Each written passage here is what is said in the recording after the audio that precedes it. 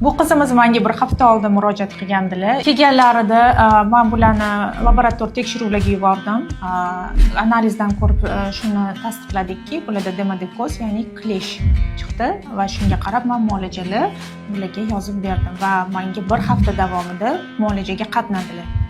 Hozirda hech qanaqa o'g'ri qolmagan. Faqatgina hozir biz post akne bilan, ya'ni dog' bilan ishlayapmiz.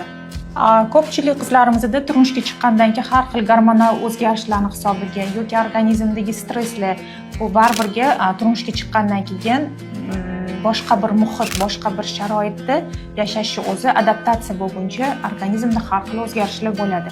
Har xil maskalar qilib, kremlar qilib, naborot bu protsessni kuchaytirib yuborganlar, ya'ni toshmalar, komedonlar juda ham ko'payib borgan. Ya'ni bular o'sha terida yashaydigan kanaga bular oziqa berib, yana ham ovqatlantirib borganlar qisqasi va shuni hisobiga ko'payib ketavergan. Yuz turiga qarab turib, biz uходовый kosmetikalarni tanlab beramiz. Yog'li yuzlarga boshqacha yondashiladi, quruq yuzli, muammoli yuzli har bittasiga alohida uходовый, ya'ni yuzni parvarishi uchun biz kosmetikalar tanlab beramiz. Noto'g'ri tanlangan uходовый kosmetikalar ham terida toshma paydo bo'lishiga sababchi bo'ladi.